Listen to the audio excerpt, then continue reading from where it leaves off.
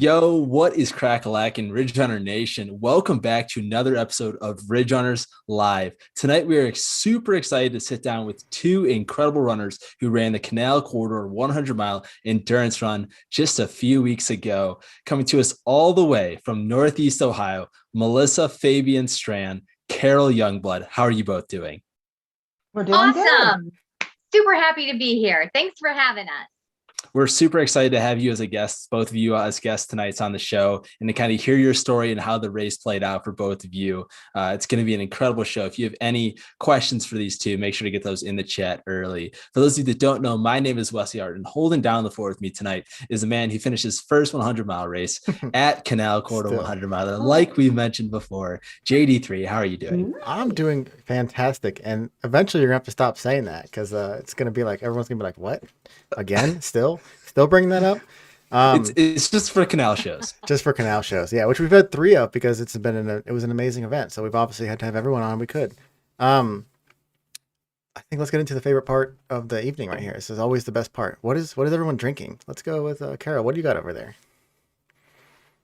I have an athletic brewing company Upside Down Golden Ale, which I'm not ashamed to say is left over from the picnic that they had for us on Sunday at the race, which was a great time. And they were our sponsor, so we should give them kudos for the Canal Corridor sponsor. Nice. And I am drinking the same. It is really good. Awesome. That's awesome. John, are we on the same chemistry? Let's do a reveal here. 3, 2, 1. No. Oh, we're not. What are you drinking, John? I am drinking a Well-Being Hellraiser Dark Amber. It is also a non-alcoholic, though, so I'm a part of the other group over here. And I'm basically following the same train. I'm on the hard seltzer, which is basically non-alcoholic. It's a Westwater Uinta Brewing Company. It's a raspberry, tart and tangy hard seltzer out here in Utah. So I saw this one. It piqued my interest. So we'll see how it goes. But let's dive into things. You can find the show on YouTube, Spotify, and Apple Podcasts.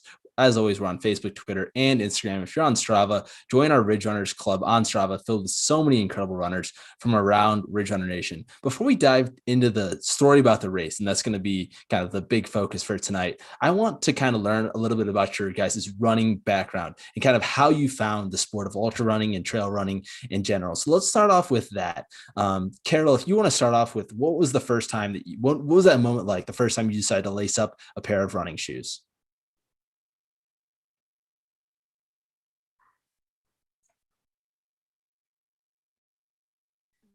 The interesting thing, I ran some in high school and then didn't run again until 2 of my sisters invited me to walk a half marathon with them at the Columbus Marathon.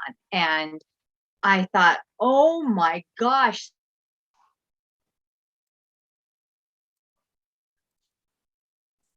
I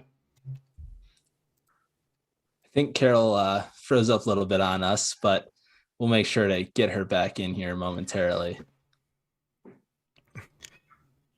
So we'll jump over to we'll get her back in a second. Melissa, what about you? What was it like for you when you first started? When did you, as Wesley says, lace up your first pair of running shoes? It was in March of 2012. I was just started dating my husband now, or a boyfriend now, husband, and he signed up for a 5K. I couldn't do it because I had to work. So he finished and I was so excited. I thought, well, if he could do it, I can do it. So my first run ever, official race, was Girls on the Run 5K. And I was hooked. Just like that? Just like that. And I am a race junkie.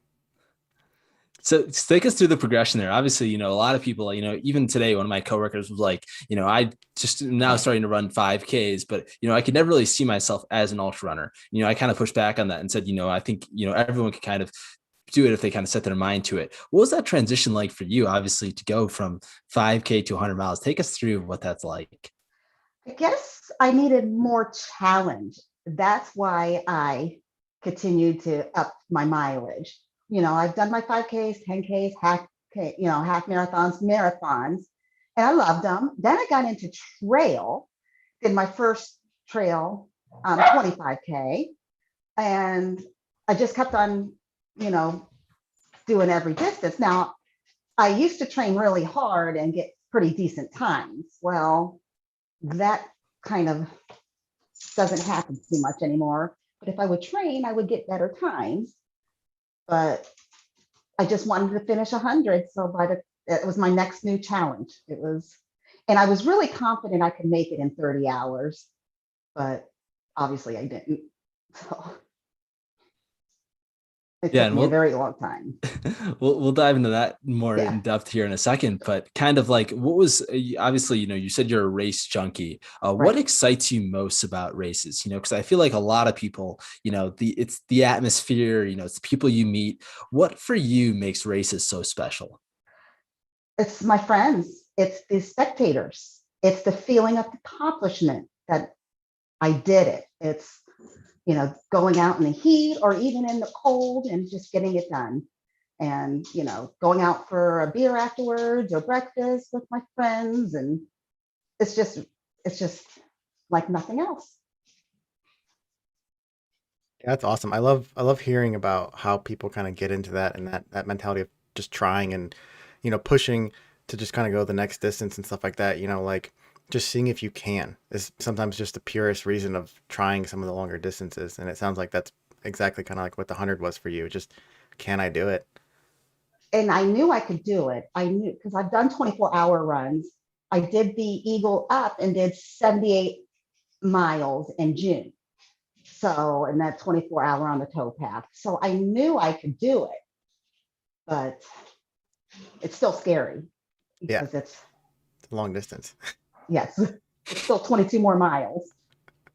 So obviously you've got that, and like I said, we'll get into that in a minute here. Right. So leading up to, I guess, Canal for this year, what was kind of like your training like? Did you do very specific stuff? Was it low mileage? Did you, what were you doing building up to that? Well, I was doing my normal races, and then with Carol and her sister Rachel, we were actually all three of us going to go run it together.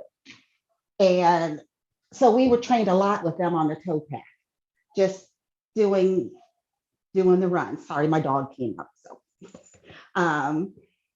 We love dogs. So we just, so we just my normal training, but little extra on the towpath. And I'm not a fan of towpath running. It kind of gets to me boring after a while.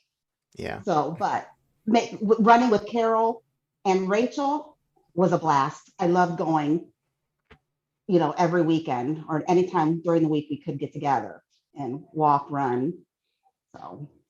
So on that, like, And- what was kind of your mileage like? Like, was it 10, 20, 30, 40, or just kind of Oh gosh, just didn't I track? don't You just kind of wing keep it? track of it. Everything I do, I wing. I mean, like I said, in the beginning from like 2012, 13, 14, even to like 16 or 17, I trained. I did the mileage, I stick to a plan, but ever since like 17, 18, I just kind of wing it. I'm like, I can do it. I don't need to train. Well, I'm the back of the packer though, but I usually get it done. But I know when to do not finish though. If I'm hurt or if it's not worth it, I have no problem do not finishing. I mean, that's at least I started. Yep. And so you kind of talked about, the 100-mile distance being a big goal of yours. You wanted to kind of accomplish that. But why did you choose Canal Corridor 100 specifically? And what kind of excited you most about that race? Oh, it excited me. It was local. And I know the towpath. Even though I don't like it, I run it and I know. And then my support. My crew I had, my pacers, they were all local. And I had so many people wanting to help out. So many people said, I'll do this, I'll do that. And my husband and my two good friends, Shelly and Becky, they crewed me. And we had somebody who's like, I'm definitely, being your last pacer because I want to run you in the final. And it's just, so it's that. And I heard the Canal Corridor was an excellent race. And they were right. It was well organized, and just the runners and the volunteers were amazing. So that's why I picked that one. Yeah, I mean, for me, it was. Yeah, so kind of going off that then, I mean, the race day. Oh, go for it, John. Oh no, I'm good now. You already started. I think you're delayed too to Oh, me. okay. No, kind of going off that. I mean, the atmosphere at this race, you kind of talked about it, and the excitement that the runners felt, at Packet Pickup, the starting line, and kind of throughout all the aid stations. There's so much. The race is so accessible. You could see your crew so often, and there's a ton of spectators out there cheering everyone on, and it's kind of just one of those unique races, and just because of the accessibility, because of the community that this race is built around, I think it makes it one of the best races in Ohio. But going off of that, what was that moment like for you at the starting line of this race, knowing that, hey, I'm about to run this 100 miles? It's the goal that I've been chasing down for a long time. And what were your emotions going through when the Emily set the racers off? Yeah, I was just so excited and scared, and I was just all smiles the whole, the first 5-10 miles, even half marathon, and just all smiles, and just, talking to runners, because everybody kind of started slow and just started, chatting with some other runners. And it was I just couldn't believe it was here. The day was there that I was actually going to do it. And I really, really did think that I was going to complete this race. Because I said it was one and done. Well, everybody kind of says that. We'll see. So is it a one and done for you then? No. How long did that take from the finish to? 2 days, 3 days. Sounds about right. Yeah, it's after that 100. I need to make it within the time. It really is a big goal to me. Now that I finished it, now I know what I have to do to make it, work. That's awesome. So let's dive into the first few miles then of Canal. So like you said, obviously you said you felt really good the first 10 half marathon. Like, what was that first kind of block like, the first 30? Did you have any low points in that first 30? And No, actually, no. Well, it started out, I kind of estimated my time too fast to begin with on I have my little storyboard, we call it, board here, where I was thinking I was going to be at a certain race at a certain time. And I was, first I was like half hour off. And then, because I was slower than I expected to be. And it just kept on getting slower and slower. So that was getting me a little discouraged, but it wasn't too slow that I wasn't going to finish the race. It was still well within the, the 18-minute mile. It was more like a 14, 15. And I was thinking I was going to do 12 or 13 the first, 5 miles or something like that. And the first 30. But no, I had fun. I mean, I think when I picked up my pacer, then it just re-energized me. I picked her up at Connie. I picked her up at Silver Springs, and it was still going good. I was still doing 18-minute miles or so, and or under, making time, but it kind of slowed way down. yeah, well, sounds awesome that you were like, so on point kind of pretty much for most of the early part of the race, and that Yes. felt really, really good for you. Carol, glad to see you're back with us now. Oh my gosh. I restarted everything. I don't know what happened, but I'm back. Awesome. We got you now. That's all that matters. We'll kind of get you up to speed here real quick, and we'll just kind of start off with, why did you pick the Canal Corridor 100 miler for this year? Why did you decide to register for this one and tackle this 100 miler as this big challenge? I only signed up to run this because my little sister Rachel, who crews for me for every race and always is very supportive of my running, wanted to run her first 100-mile run, but she didn't want to do it by herself. She wanted to do it together. So we both signed up. We were training with Milisa. Can you guys hear me okay? Yep. We got you. Oh, I just shouldn't talk. We can hear you just fine.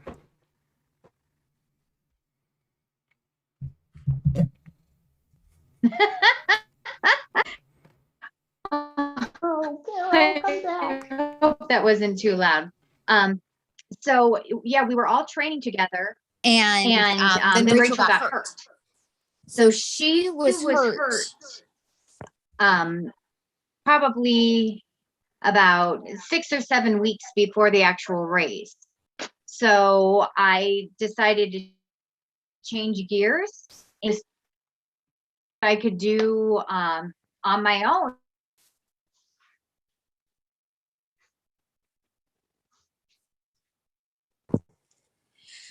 So can you guys hear me? Yep, we gotcha. Okay. All right. I'm just doing this on my iPhone now. Okay. So, yeah, with her not able to run, I'm like, well, I'm just going to shift gears and just see what I can do on a flat course. This was actually my 9th 100-mile run, but the other 100 milers I've done Mohican 106 times and I ran Burning River twice. And those are always, hilly and rocks, roots and all that. So I had absolutely no idea what I was capable of on a flat course. So I was super, super, super shocked at really, really exciting. Yeah, no, that's incredible. And kind of going off that, those races have incredible atmospheres, so like Mohican and Burning River. But, I feel like Canal, especially in recent years, it's kind of taken everything to a new level in the 100-mile scene in Ohio. Kind of talk about what that moment was like for you at the starting line of that race and what the emotions were like going through your head. Well, I was nervous because I usually don't have a time goal and I really wanted to finish in under 24 hours.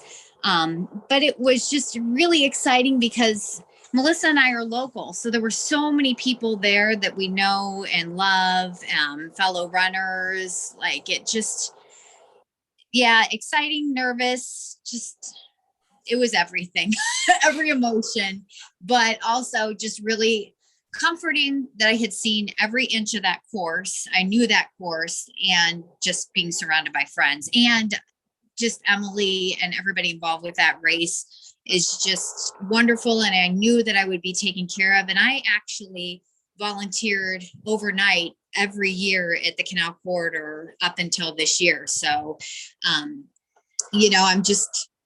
it was exciting to be running it instead of volunteering as much as I love volunteering. That's awesome. In your so the first couple miles of this race, you jump into, you said the race environment was great, like you're local, so you know the course and stuff like that. So, you get started in the morning. How are you feeling in those first 3, 4, 5, 6 miles out from the gate?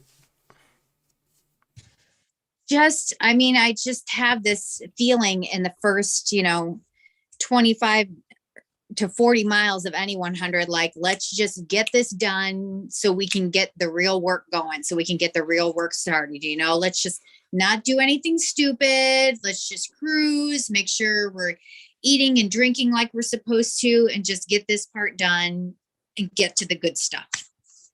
So, there's just not really lots to say about, the first 40-ish miles. I really lucked out that I got to Skyland for the first time, and I'm just running along and I hear my name all of a sudden. And one of my friends from elementary school that I hadn't run with in 6 years came up behind me all of a sudden. And we were running similar paces and I got to share 10 miles with her. So those 10 miles just flew by. So Erin Lewis, if you're watching, it was so great running with you. I just love her. And then we split up when we got back to Skyland Aid Station because we had different goals for the aid station. And then I had a pacer 10 miles later. So, it just, those first 46 miles, they just tick, tick, tick. Cruise control, got it done, didn't do anything too stupid, thankfully, and there it was, picking up that first pacer.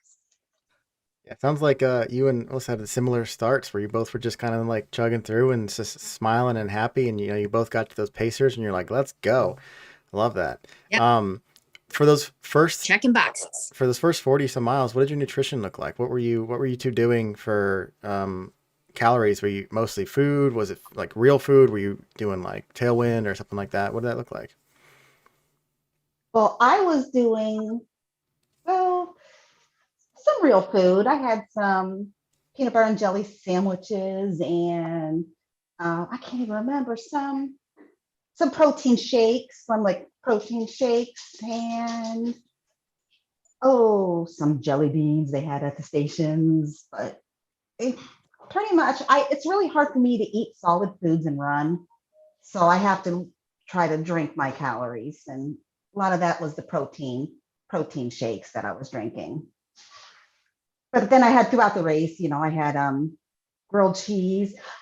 Carol's sister dropped me off some pierogies at the at mile 51, so those were delicious and perfect time when I needed it. But then by after 50, I was just drinking my calories because I just couldn't eat anything solid. Well, you, Carol, what does yours look like? Well, I don't know if it's come up yet.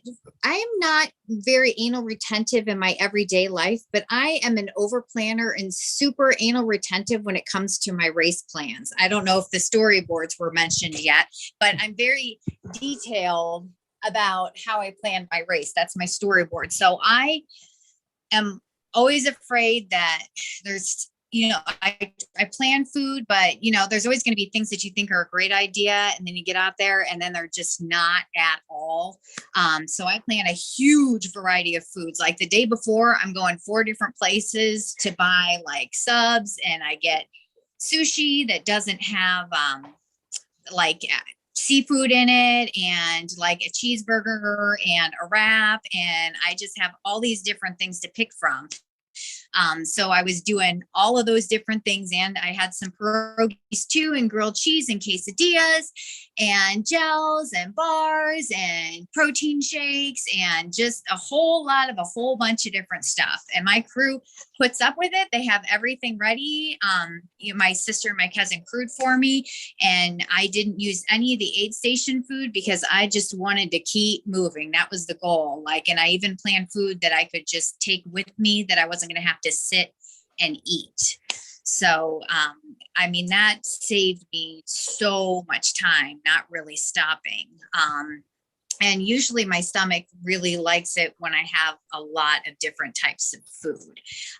This race was the first time I ever had stomach issues that didn't quickly pass. And I don't know still if it was that I didn't drink enough, because typically when I run Mohican and I see my crew, I make sure I have 2 drinks every time, that I drink something high calorie and something low calorie. Or if it's just that probably at Mohican, I bet I run 50 or 60 miles of it. And with this, I bet I ran 85 to 90 miles of it. So I wasn't like hiking and drinking like I normally would. I don't know if it was nutrition. I don't know if it was the lactic acid from the running, but that Parker. It is. This dog. But and I got through it. It wasn't until towards the end. But yeah, I just try to have lots and lots of variety, and lots of variety in my electrolyte drinks too. Heat, Tailwind, Noon, Body Armor, Gatorade. I use them all, because I swear too much of any one thing, you just feel like you're going to puke. I could see that. But then at the end, you're just kind of shoving down whatever you'll get. Exactly. Just like, but I try to plan different ones, so they're not always handing me the same thing. Nice. Pierogi thing. I have a fun anecdote about the pierogi thing. I really, really, really was craving some pierogies out there, and then I think Wesley and I left. I think it was 85 or something like that, and someone pulled out a griddle to start making pierogies as soon as I left, so I never got to see them getting made. Because if I was sitting there wanting pierogies, I'd have been so jealous. But it was just perfect timing that I had just left the aid station, and that's what happened after I left. And I was like, I'm glad it happened. I'm glad I got up when I did. So I love pierogies during races. They're great. Mm-hmm. They had them in every aid station at Eastern States when I paced. That was amazing. Yeah. And they were cooked perfectly. It's awesome. I don't know if they do Eastern States now, just because of that. John only does pierogi friendly races. Yep, all about that. There you go. I want to talk more about these storyboards that you two have both behind you in your shots right now, because you both are doing these, and you both talked about them a little bit.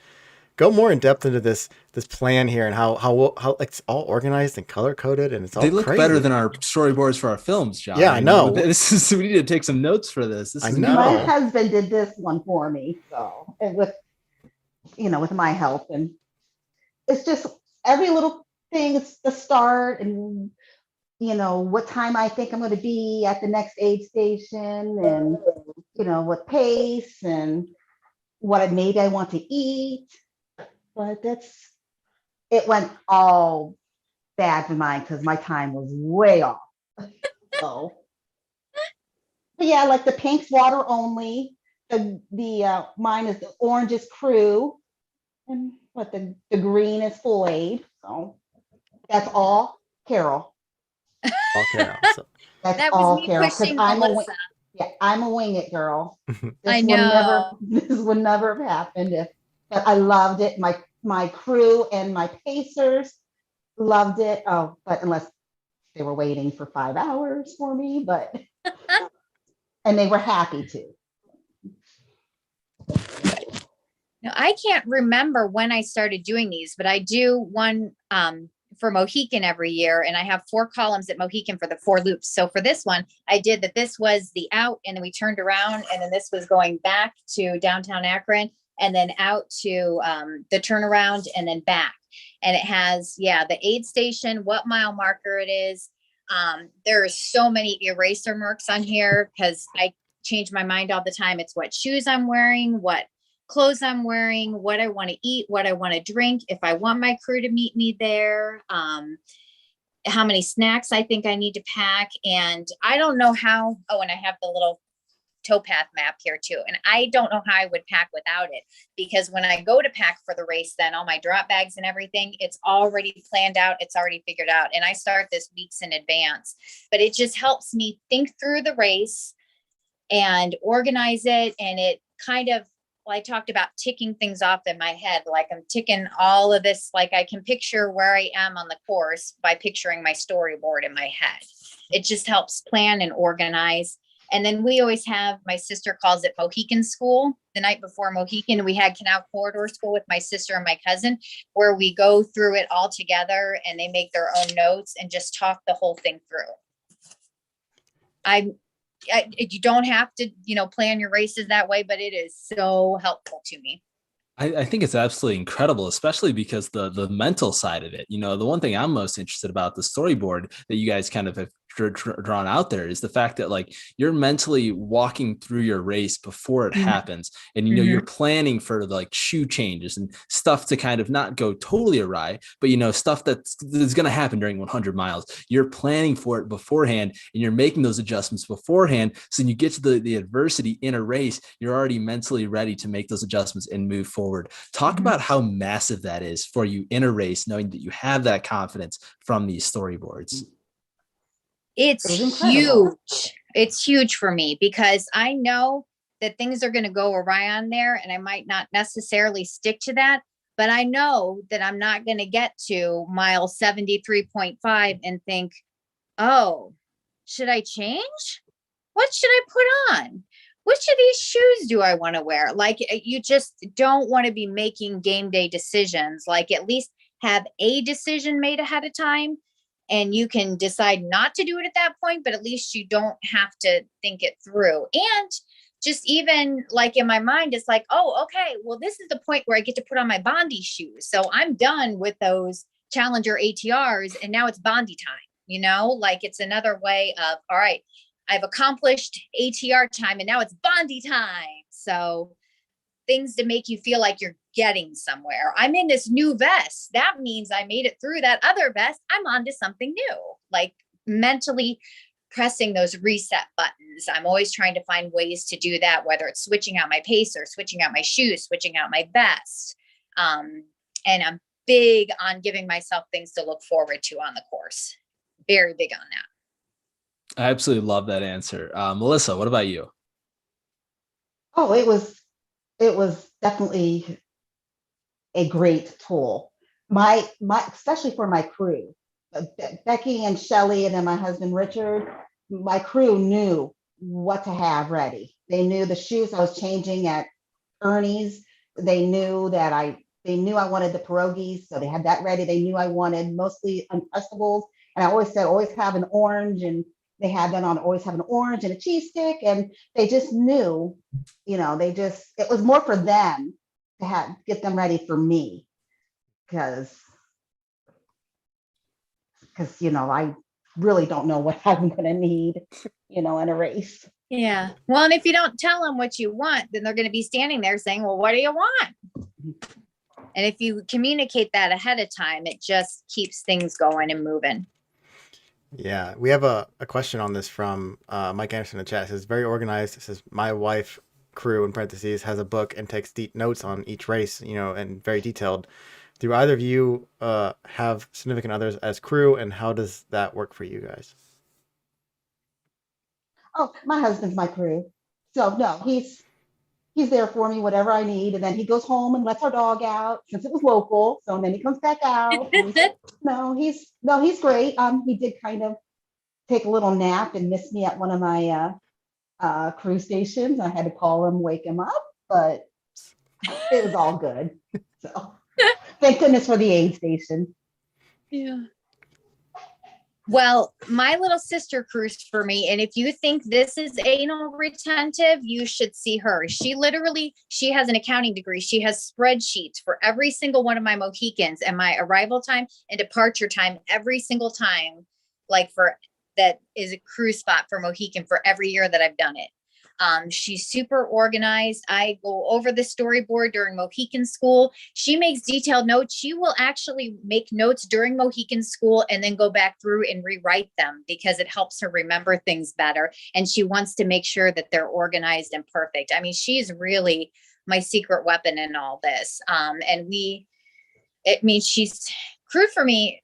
I did the Mohican 50 twice and then the 100 6 times. So 8 years in a row, she's crewed for me for that race. So she knows, she's learned over time. I'm not as bad as I used to be. I would say I want the electrolyte drink in the right pocket and the water in the left every time. And one time, dear God, I think the first time she untied my shoes and I just went off on her because I had my shoes tied exactly the way that I wanted them. And why in the world would she untie them?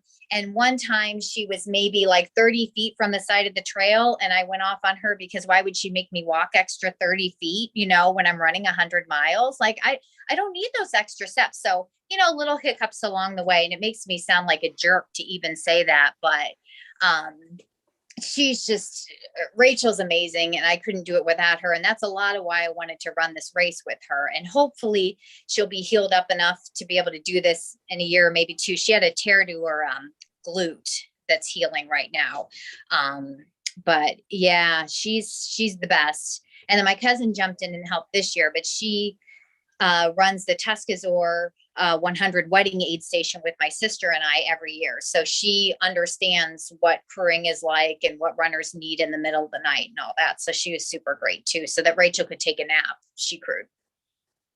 Yeah, no, that's great insights, especially for me next year when I do my Mohican 100 predictions. If you decide to run that race, predictions. Okay. I'm always in the middle there. It's awesome to know that, you got someone with 8 years of data at this race in an Excel sheet. I think that she has a little bit of advantage over a lot of people at this race. I'm definitely going to use that in my stats a year from now. But no, that's great. Let's dive back into Canal here. This is going to be kind of fun getting back into the heart of the race for you guys. Obviously, you just picked up your pacers. And, things are obviously, 50 miles into a race, 50 miles into 100. This is kind of when things start to get interesting. Kind of talk about what those next 25 miles look like for you both, and starting with Milisa. All right, from 50 to about 7, let's take it to Ira to 79. They were going okay, just slow. I was in good spirits still. I was ready you saw me, I was ready to rock and roll. I was really, really far behind. Now, if everybody watching here doesn't know, it took me, I think, 36 hours to finish this race, 36, 37, somewhere around there. Everybody was, but I finished. So I felt good and had good spirits, but I was walking and it was just really slow. But I kept on getting pacers and I was feeling good. I wasn't tired. My body wasn't, I was, tired because of the time, but I wasn't physically tired. So it was really good. I just was running slow and it really was getting me discouraged. And it was also making me feel a bit embarrassed because now I'm just going out while everybody else is just finishing up. And I was kind of jealous too, seeing all these people coming in to finish and but I didn't. I was determined to finish it, as long as I didn't really, really hurt myself. So, So how did that determination play out? Because I think it's super interesting. There's not a lot of races out there where, if you do get cut off, you can kind of press on to finish. The race director was super encouraging as well. The aid stations, the accessibility at this race, it kind of makes it a unique environment. But talk about your mindset. Obviously, being told that you're cut off and you have to hand in your bib, but you decide to press on. Talk about what that was like. At Second Soul, my first time, Second Soul, I think I had to turn in my my band, and they're like, you're not gonna, pretty much you're not gonna have any aid stations for you. I said, I know, don't wait on me, close out. I have a whole crew. I have pacers. Nobody's gonna let me here alone. It's safe. And I just wanted to finish, and I really did not want to do it again. So I was determined to finish. But it was just determination to finish. I mean, I just wanted to finish. Yeah, I mean, when we saw you, you were going out to Ira right by the poop plant over there in Botsam area. I remember you guys now. Yeah, I love saying it that way, and like it's just funny because like you're coming up and you're just like, I think you said something along the lines like, I'm 5 hours behind, but I'm finishing, and you're like, I got, like, you just know, like not a bit of like hesitation or like doubt or anything. It was just like, I know I'm slow, but I'm doing it. Period. Yeah. Like, Oh yeah. And I was not. If you think you're embarrassed, you should not be, because we were like, yes, like go get it. Like, and like we were literally talking on the way back from there. I was like, we need to find out who that is and get her on the show because I want to hear the story. Like, because I love the challenging stories. I love when someone puts it all out there. Everybody just thinks I'm just crazy for doing all these. They really do. And I don't get hurt. I don't know if it's just my body makeup that I'm able to do it without, of course, I'm not pushing myself, really hard, to, cause a lot of injury, but they just think I'm crazy. They really do. But it's fun. But they all cheer for me. They all like it. There's the best running community here in the Canal Corridor region and my local in Canton. It's just amazing. Mm-hmm. Yeah, so kind of jumping over to you now, Carol, what was like the miles 50 from 75 like for you? Well, before that even, I just want to say about Milisa. I crewed for her at Eagle Up. I was in a tent crewing for her and for a bunch of other friends, and other people come in and they'd be like, it's hot. This hurts. I don't know how far I'm going to go. Like, just, the way, runners are. Milisa, she'd come in, she'd be like, oh, hey. She'd sit down. She'd be like, oh, yeah, my feet are killing me, but, I can keep going. I'm going to keep going. I'm just going to have some Coke. I'm going to keep going. Like, there's just something about her that she can be facing all this adversity, but she's still just like, oh, yeah, but I'm still going. I'm going to keep going. And I absolutely love that about her. Like that, it's so special and great. So I just wanted to say that because it's true, Milisa. That's why I wanted to train with you. I totally forgot about the Coke. I definitely feel on Coke. Oh my God, I can't believe that is my staple. I mean, they have a Coke. What do you want? I mean, duh, I want a Coke. I mean, you don't need to ask me. Yep. So. Yep. Yeah, I like to joke too that I'm a recreational Coke user because I only drink Coke during races. So I'm purely recreational as far as it goes, with the Coke. So yeah, the 50 to 75, I almost always use 4 pacers if I can, because as I was talking about earlier, mentally setting that reset button, changing up people, changing up stories. And I always pick somebody who's never paced me before to be my first pacer. So I picked someone that I worked with and it achieved exactly what I wanted to achieve because she's fit, but she doesn't do a lot of these races. So every time she'd see me at work, she'd be like, oh my gosh, Carol, are you so excited? I'm so excited. And, showed up that day and was so excited because if you do them a lot, you tend to forget just how cool and exciting it really is. So having somebody that's new to all of it really gets you excited. And she was just super great. And if people saw the Run Carol Run written at Butterbridge and sidewalk chalk, that was her Yay. husband and her kids. And they met us like as often as they could just to cheer on the course. And her kids are real little, and they had like a spooky skeleton like thing that they jumped out to try to scare us to make us run faster. And they made little index cute. cards with a note of encouragement for every mile, and we're just super great. So with Brooke, that was just fantastic. And then one of my good friends ran with me for the next 10 miles. And that was that section where we had Vanderhoof. And that was the first time where I really felt like I was starting to get overheated a little bit and had to walk a couple times. So that was one of the more difficult sections, but it was still really fun and really great. And then 7D, I picked up my friend Kathy Baker in Akron. And was that you, Melissa? The whoop? It was. Or was that her? Because I know she's watching. And yeah, we really just cruised on all the way to Ira. So that takes me, like that 46 to 70. Yeah, that's great. I mean, I love the idea about splitting up the pacers into multiple, where you get like, and that having someone who's never paced before as your first pacer is, I think, extremely unique. Like you were saying, it allows you to kind of go into the, well, here, like, and just talk to them, and it's like they're excited because it's something completely new to them, and I think I saw that with a couple other people that I run with here locally who pace some people, and we're just like blown away by the just the environment of being in 100, pacing somebody and stuff like that. So Yeah. I love that. I kind of want to use that in the future if I can coordinate that, especially with local races. And kind of going off that, I feel like you have to like be an adult in that early section of like having a beginner pacer, like, because they don't really know all the nuances. Like, you can't just roll over at that moment and like kind of just like flop on the ground and like let them save you, kind of thing.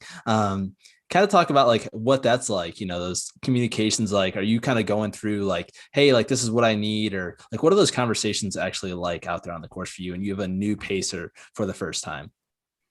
And that's why I always use a new pacer as my very first pacer, because I'm usually still pretty put together. But I do have conversations and actually like make notes for my pacers, looking at my storyboard and thinking through and what I need and like what the definites are. Like, I make notes for them that, hey, when I get to this point, you need to make sure that I do this. As often as you think about it, you need to remind me to drink, and you need to ask me how my eating is going and how my drinking is going, because I'm usually pretty honest about that. But I do actually give them like a little to-do list. And at the bottom of everybody's to-do list this year was they had to bring me a sticker for my bib, and that if I ran good, then I got a sticker for my bib when they were done running with me. Because you know what? If it takes treating me like a kindergartner and giving me stickers to get me through the race, that's what it takes. What kind of stickers did you get? So I got just a cute little kid sticker from Brooke. My friend Jason made me a sticker that said, Jason is my favorite pacer. Then I got one. Oh, now I'm going to blank on the one that Kathy gave me. She gave me this really, really big one that went on the back of my bib, and I'm blanking on what Mary gave me too. But I still just really like the idea. And at Mohican last year, and this year, every time my sister saw me, I got a sticker. I just like getting stickers for my bib. I feel like I earned something. Like, yeah, I did those miles. I get a sticker, just like my countdown jar, which I don't know if was mentioned yet either. I do a countdown jar for every single race. So this year it was Tootsie Rolls. I've done pumpkins. I've done poker chips. I've done gumballs. Melissa and I did a race where we did Dum Dum Suckers because I felt like I wasn't trained for it. And I have them portioned out in little Ziploc baggies, and they're in my drop bag, or like my stuff for my sister. And, whenever I run, when I get to a certain aid station, I've run so many miles, and I get to add Tootsie Rolls to the Tootsie jar. And when it's full, and I'm done. So awesome. Little motivation. Yes, she is so organized. You have all these little mental trick games, and it like, and I think just, it proves so much that this distance is all mental. Like, once you get a base level of training, it is like, how hard can you push yourself and how much can you keep moving? And like all these little things you both have, like these little mental like games are great. I love them. Yeah. With me, what I told my crew and my pacers, no matter what, do not let me quit. I don't care if I'm crying, I'm cussing, which I rarely do, but I do. I don't care if I say I'm hurt, unless obviously I'm really hurt. You do not let me quit. And that was the theme, the whole race. So they weren't going to let me quit. Love it. And I didn't want to quit. Once I got, 79 to Ira, I was still fine, still going, even though it was going to be 5 hours late. I was still going. But then, dun, it hit. I was probably mile 83, and my right knee, something felt weird, and I couldn't bend it. And I was, walking really, really slow. And I'm telling, and my pacer, Kim, I don't know her that well, but we're friends, but we've never really run together.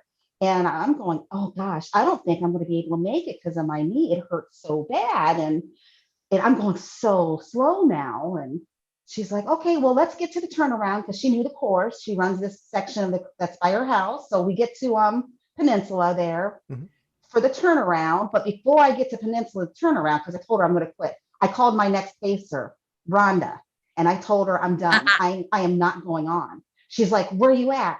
She's like, I'm 5 minutes away. Well, she lives not 5 minutes from there, but she says, I'll be there in 15 minutes. I said, okay, all right, that's fine, but I'm quitting. You can do whatever you want, but I am quitting. So we're just waiting there. It was probably about 45 minutes, half hour, 40 before she came. And so Kim, goes into the car and says, I don't know if she's really hurt or she just wants to quit or she's tired. And Rhonda, I know very well. And she goes, she'll find out. So I get in her backseat of her car, and Rhonda's like, I have ibuprofens, I have braces, I have this, I have that. I said, Rhonda, I can't go on. She's like, you're going on. You are not quitting. She wouldn't let me quit. I said, well, when I got out of the car, it looked like it was going to storm. I'm like, it's going to rain. I do not want to walk in the rain. She's like, I have an umbrella. You are going. No, she was not letting me go. I mean, that was the perfect person to call. I mean, she wasn't. She's like, I have ice. We can ice you up. We can do this. We can do that. You're going. And she was there. And she parked the car. And I kind of had a few choice words for her when she was driving away. I was like, bitch, making me go on. So, but lovingly. So she was with me from what I had 1585 to the end, and they would not let me quit. She did not let me quit. But after the ibuprofen kicked in, I was walking a little bit. I was still slow, but I was able to walk without much pain. Good. I think it was just overuse, that knee. I never had problem with that knee before, but it's fine now.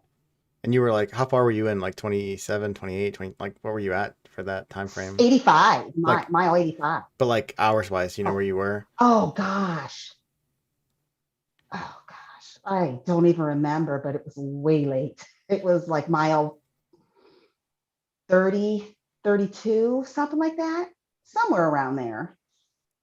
Yeah, because I can only imagine, like, you said you've done a 24-hour race before, but you've probably never done anything longer than 24. So, you've got an extra, 5-6 hours on your on your feet. Oh, yeah. So, yeah. And from a body that wasn't trained for it. So, yeah, but it wasn't, I didn't hurt it bad. And if I was really hurt, they would have let me, drop, but it wasn't. So before we jump into the last little section here, just want to remind everyone to get their questions in the chat. We have a few more, 10, 20 minutes left here tonight. So make sure you get those in the chat before we get our quick questions in at the end of the night. Couple chat questions that we do have. One was Eric Anderson early on asked, did you plan to do a run walk strategy from the start, or was it just like brisk walking, or what was the plan for that from the beginning? My plan was, I was hoping to run at least 5 miles, all the way run, and then run walk, of course. I mean, I was hoping to get to a half marathon without having to walk, but it didn't work out that way. But yeah, run walk basically from the start. It's awesome. And For me, I decided that I wanted to run the first 3 miles. And then every time my watch beeped that it was a mile, I would walk 50 steps. So it'd beep, I'd count 50 steps, get going again. It seemed enough just to get my heart rate down a little bit, recharge the battery a little bit and keep going. And then I didn't have to like keep track of, okay, I'm running 2 minutes, I'm walking 1 minute, I'm this, like I just knew, okay, beep, let's walk 50 steps. Or if I hit any sort of a hill, I would walk 50 steps. If I was eating, then I was allowed to walk. And if I felt like I needed to take an extra 50, I did it. But I was just counting to make sure that I was, doing a minimum amount, but not letting it go on for too long. And that seemed to work really well for me in this. Yeah, she did that in training too. We did that in training. Yeah, that's awesome. Because like, yeah, for me it was like 5 and 5. From the beginning, I think the first 50 miles I didn't even break out of that pattern. Besides a couple aid stations, just walk 5, run 5. Yeah. So it's always cool to see the different strategies. I like the 50-step one. You're like, I'm gonna go, and then you got like Paul Jacobs, who was like, I'm gonna sprint 1 mile at the turnaround, just to see. So like it's just how fast I can go. That's awesome. So everyone's got all these different strategies, and it's great. It was a good episode if people didn't watch it. Paul was a really nice guest. It was great to have him on. Yeah.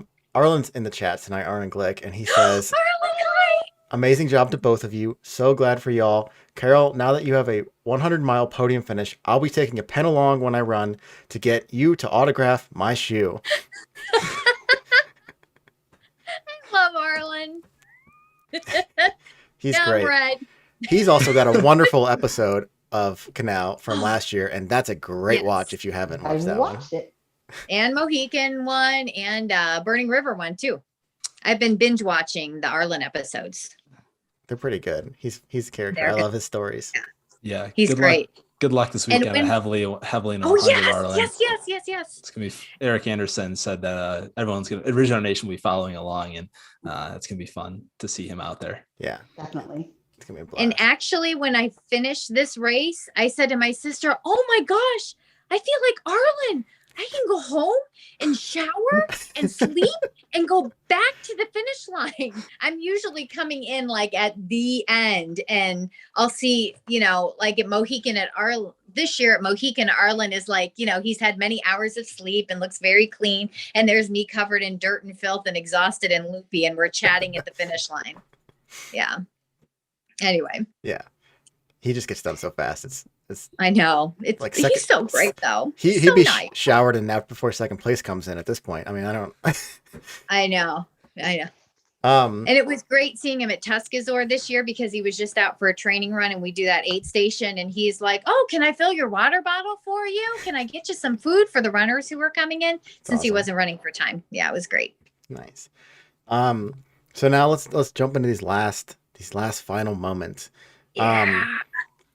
We'll let you go first, Carol, because you are really excited to talk about those last 15 really miles. Excited. So from that's like that's where it really went down. So so I picked up my friend Mary at Ira, who is just always, this bundle of who can get me running like nobody else can. So I'm all excited because I pick up Mary, and it's only 5 miles to that last turnaround. And I have been so excited about this last turnaround for so long, because I know when I turn around, there's only 15 miles left. And I had on my iPod Touch 2 different versions of Total Eclipse of the Heart on my iPod. I like music, but I try to save it for when it's really gonna give me what I need. So I had the slower version of Total Eclipse of the Heart, and then I had the like Pride nightclub version of it. So as I'm in Peninsula and we're getting close to the turnaround, it's this slow, melodramatic Total Eclipse of the Heart, and then it goes into this dance club, like really exciting version of it. So, things to look forward to, the turnaround song. And as I'm running, I'm trying to count women since it's an out and back. And I had thought that there was actually a decent chance I was going to be top 10, which is super exciting because for me, usually if I'm middle of the pack, I've had an amazing race because I'm the biggest grandma you'd ever meet on the downhills. I always say I like my ankles the way they are and better slow than broke. So I never podium like at all, which is fine. So I'm counting, and I count 5 women in front of me, and I'm like, oh my gosh, number 5 isn't that far ahead of me. Like, I think I could actually catch her. So I turn around and I do catch her and I get ahead of her, and I'm so excited. And I'm not usually competitive, but I wanted this so bad.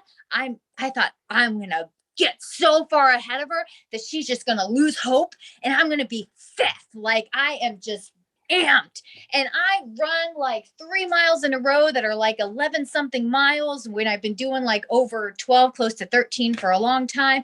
And I'm excited. And then I get back to iRun, I'm a little less excited. I really am not wanting to eat much, except I really want a picky bar. And I tell my pacer, have my crew find my picky bar. They could not find the darn picky bar anywhere. And I found it 2 days later. It was in my pocket the whole time. And I just was so out of it that I didn't realize. I'm like, why can't they find my darn picky bar? That's all I want. But anyway, I got a little better then, but, I get to mile 95, I'm at Second Soul, and I sat for a couple minutes and I'm looking at the ground and a woman runs by and I'm like, ugh, I'm thinking it's this woman and her pacer. And then I've just been passed. And immediately I'm like, oh, dang it. But you know what? She deserves it. Like, good for her, man, running good. And I get up and I'm on the trail, and my friend Bob Smith is in the parking lot, and he sees this and he tells me later, he said, you were like delirious and you're just yelling after this girl. Good job. I'm so proud of you. Look at you go. I'm so, like, I was legitimately happy for her, but I'm just like gone. And my pacer, I find out later, is like, what is she going on about? What is she talking about? Because apparently it wasn't that woman. It was a guy and a female pacer, but I thought I just lost 5th place. But anyway, that's neither here nor there. I thought that I just blew 5th place. So, 6th, that's not bad. So we keep running and we get into mile 97. And I told my crew, I said, okay, mile 97, I'm switching pacers. I'm going back out with my friend Kathy because I want it to be a very visual representation that I only have 3 miles left. Like, this is cause to celebrate. And I said, I want a party at mile 97 because I've just run 97 miles. So I had happy birthday hats. So they literally had happy birthday hats, and they had blowers, and all of my crew is wearing happy birthday hats and blowers. And the volunteers at the aid station say, oh, whose birthday is it? And I say, nobody's. I just ran 97 miles, so I wanted them to have a party for me. So that's what we're doing. So we had a party, and Kathy puts on her she had her happy birthday hat on there, and then she forgot to take it off. So she ran the last 3 miles with me in a happy birthday hat, which I absolutely love. And they texted Kathy from the finish line and they said, Carol's 5th. And I did not believe them. I'm like, no, I got passed. Like, they're counting wrong. I'm not 5th. So I get to the finish line. The last 3 miles went really well. And I'm just sitting in a chair and I'm like crying, saying, I did not know I could do that, because I can't believe I wanted to finish in under 24 hours. And I beat that by 3 hours and 20 minutes. And I'm just like in shock over that. And then I said to Emily, I said, am I really 5th? And it's all on video. And she said, yeah. And I'm like, what the heck? I just couldn't believe it. I was so excited. And then I told my sister that I wanted her to play the Tootsie Roll song for me at the finish roll, because, the Tootsie Rolls, and I had all my Tootsie Rolls. So there's a video of me dancing at the finish line. And my boyfriend said it was the whitest white girl dance he's ever seen in his entire life. But we're all there dancing to the Tootsie Roll song at the finish line. My little sister's playing it on a speaker as I dump my Tootsie Rolls in. And it was just so exciting. And the finish line pictures, everybody's wearing the happy birthday hats. And it was just, I don't know how I'm ever going to top it.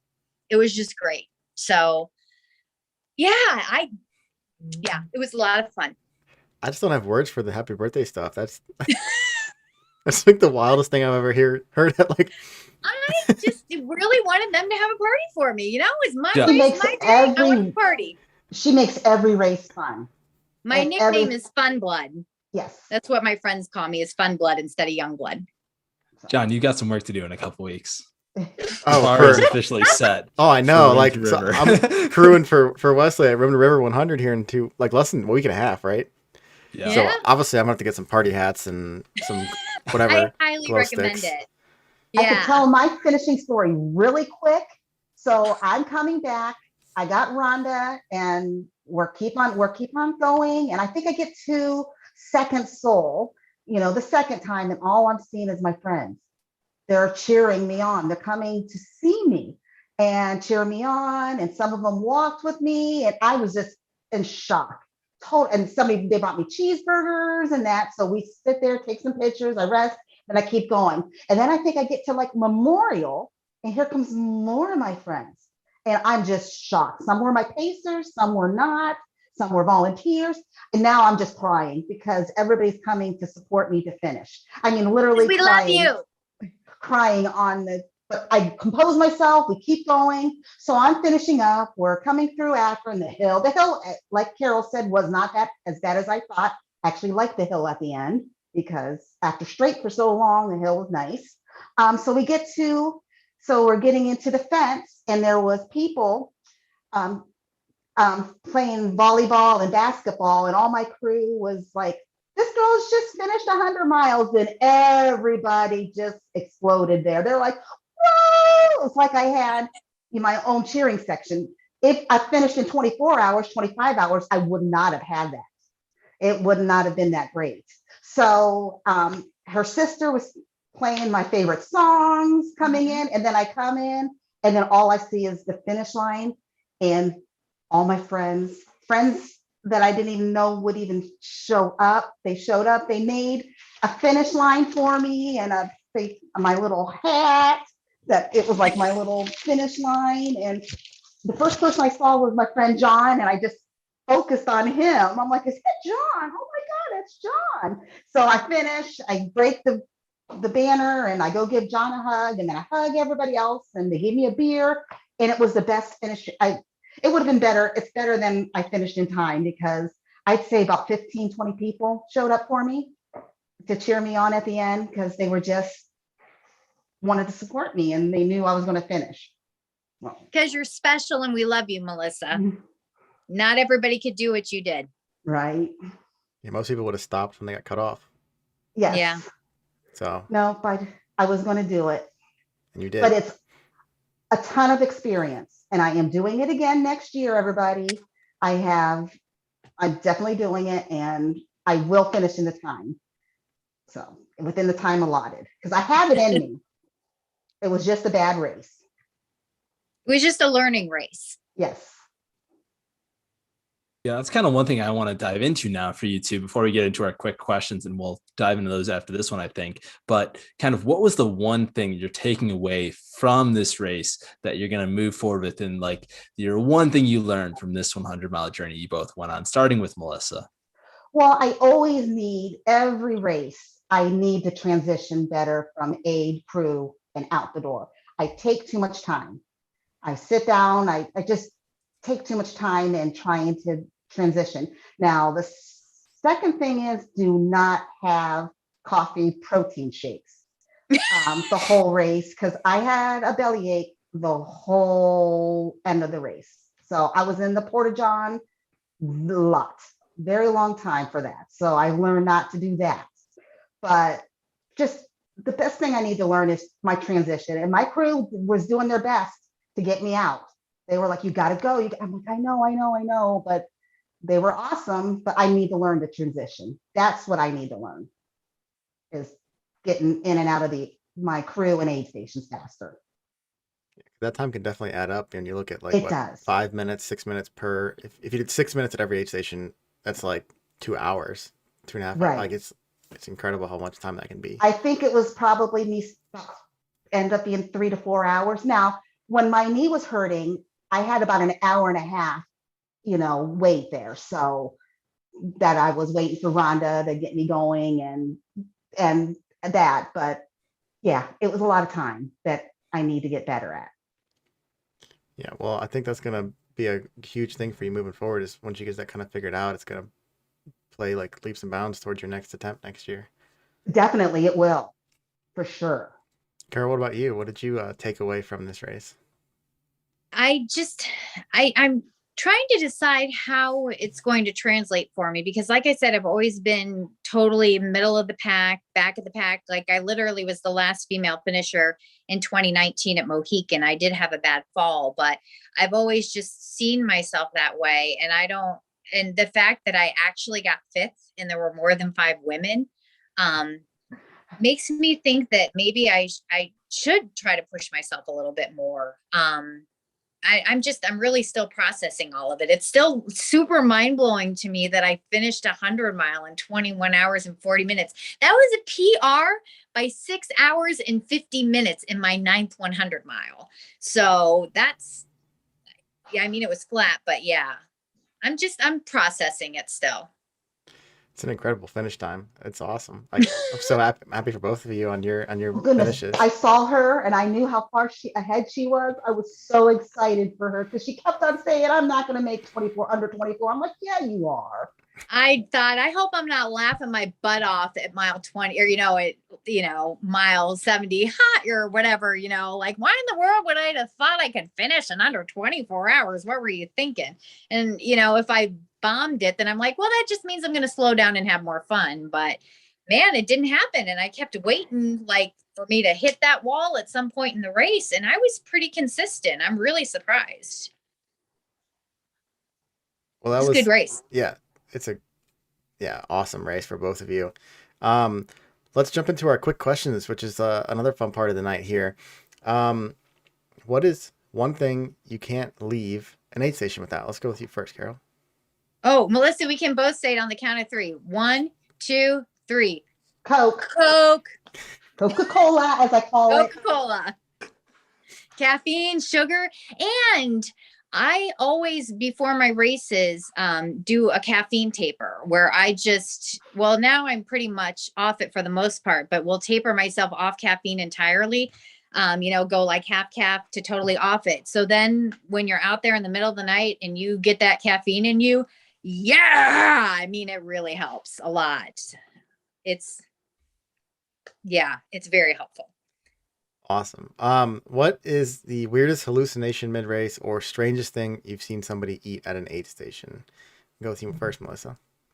Well, it was me. I hallucinated. I thought I saw a wolf on the side of the road. And I'm like, Kim, is that a wolf there? She's like, no, but it is a branch that looks like a wolf. So I really did think it was a wolf.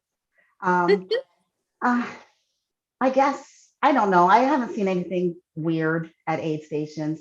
Nothing, all the normal stuff. What about you, Carol? Well, I've never hallucinated, but as far as the aid station food, this year I was volunteering at Burning River, the 45-55 aid station. And the woman who was in first place came in and she said, I want you to give me 3 pieces of bread with as much Nutella as you can get between the slices. Just make me a big Nutella sandwich. And I'm like, all right. So I made her a big old Nutella sandwich. And I'm pretty sure she ate one both times when she came through 45 and 55. So there was a 17-year-old kid who ran Burning River 100 this year. And he came into the aid station with his pacer, and they're like, oh, he really needs to eat something, but he doesn't know what he can eat. So I tell the 17-year-old, well, the first place woman, she came through and she ate 3 pieces of bread with a bunch of Nutella in between each slice. So he was like, oh, okay, I'll eat that. So he ate that. And then he put on, after the race on the Burning River page for the runners, he was giving his race feedback thing. And he said that he discovered how much he loves Nutella. So I thought that was great. Awesome. I never would have thought of eating a triple-decker Nutella sandwich, but it worked for her. And then that 17-year-old now is excited about Nutella. I never would have thought about trying that either. Wesley, you look like you're about to say you want one. See, I'm actually out on Nutella. That's a hot take for a generation. Listen, no Nutella, no peanut butter for me. I only do peanut butter jelly sandwiches during races. I don't eat peanut butter outside of it. Sorry, Nutella. Recreational peanut butter. Exactly. Yep. Love it. Let's dive into our next quick question here. It's one of my favorites. Cam added it recently. It's what ball sport do you think you could beat most ultra runners at? Nothing. I am not athletic whatsoever. If you would know me and you know I'm running now, running, walking, jogging, whatever I'm doing, they're like, what? No, no, no. So I can't, I'm so uncoordinated. I can't win at anything. So I just picked pickleball because it seems to be like a newer thing. And I thought, well, maybe most ultra runners don't know how to play pickleball. And I actually have my own racket. So might be able to take them at pickleball. I'm also with you on the own racket thing and pickleball. I discovered it this year. I think it's one of the most underrated sports in all of the sporting category, ball sports categories. So I think if we had a tournament, I think we'd be near the top for sure. Oh, All right. We'll pair up. We'll have fun. Yes. John, what's the next question here? So this next one is, I think one of my favorites is the if ultra running had walk-up songs like baseball, what would yours be? Whoever wants to go first. and I liked the Foo Fighters, not the Foo Fighters, Gym Class Heroes. What is it called? The Fighter. It's just if you never heard of it, play it. It's just such an inspirational song that never give up. If listen, what was it? It was Gym Class Heroes, Fighter. So listen to it and you'll understand what I mean if you've never heard the song. Always a good one. We'll put that one on the list. Ken will be excited about that. What do you have, Carol? Right Now by Van Halen. It is such a good 100-mile song. It is so melodramatic. Like it's the song I hear in my head at the start line, like as we're all lining up, and it's just all about like, yeah, right now. Like you're doing this right now. Like this is the time we're doing this thing. Like there's no tomorrow. We're doing this now. So I like the drama of it. It gets me really amped, if you couldn't tell. But I do have a lot of energy. I absolutely love that answer to the Spotify playlist as well. I think a lot of runners are going to love that when they're mid-run deep into this 40-hour playlist at this point to really kind of get them rejuvenated. It's going to be awesome. Kind of one of our other favorite questions we got here, one of our last ones. If you could run with one person in the history of the world, even if they aren't a runner and they'd be able to keep up with you, who would it be and where would you run? Oh goodness. I have no idea. Carol, you go first. Okay. Daniel Lieberman is who I put, and I would love to run the Boston course with him. He's from Boston. He is a professor of evolutionary biology at Harvard. And I was on like a Zoom thing with him once and a bunch of other people, and he's written books, and he's so interesting because he's got stories about doing things like taking a treadmill up into the mountains, like in Africa, and putting indigenous people on treadmills to have them like walk and run and see how they do things, and put like accelerometers on like tribes of people that live in the middle of nowhere to see how active they are. And he's just got all these super fascinating stories, and he's written several books, and he's contributed some stuff to the book Born to Run, some of the like scientific evolutionary biology stuff. Super interesting guy. Could listen to him talk and talk and talk. Fascinating book too. If you haven't read that one, definitely a good read. What about you, Melissa? Did you come up with the idea yet? I didn't. Just all my friends, I guess. Yeah. I'm so lame. No, that's great too. Like I just love my community, my husband, The running community in Canton is just amazing. Just great people. Like so many of them, whether you like to run trails, roads, like whatever your pace. We have a huge, very active running community around here. And I've never felt so welcome and I fit in. And my whole life, I never fit in anywhere because I was just kind of a shy, backwards girl when I fit in with the running group. Running, walking, jogging, it doesn't matter. I just fit in. And they make you feel loved. Definitely. Yeah, the running community is like none other. Yes. Do either of you have social media or any sponsors you want to plug? I do not. I always say I want to plug volunteering. I'm huge on volunteering. And I feel like if you get the opportunity to volunteer, either pacing someone in a 100 or volunteering at an aid station, particularly overnight, or if it's one that's like a twofer, like where the runners are 5 to 10 miles apart, it's like free graduate level education in ultra running. Like you will learn so much from watching people. Like I have pictures of people in my mind, like rocking, like in the fetal position or on the ground, writhing in pain, that eat something or take something, and you see them 5 or 10 miles later and you don't even recognize them because they're fine. Like it's so helpful to learn from them and learn what they eat and what they do. Like it will only make you a better runner, and it's super rewarding. So volunteer. Yeah, awesome advice right there. And I'm excited to volunteer at Canal next year and Yay. watch you guys Yes. come through again, right? Definitely. I haven't You're like, decided you're not for sure. I yet. probably will run it. I keep saying, oh, I don't know, but I probably will. Awesome. Yeah.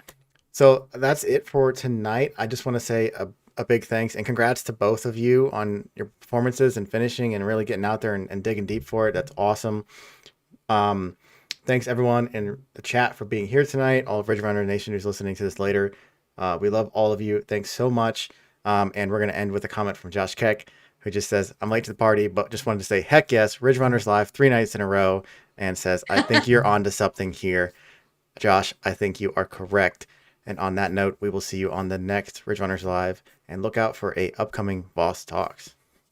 Bye, everybody.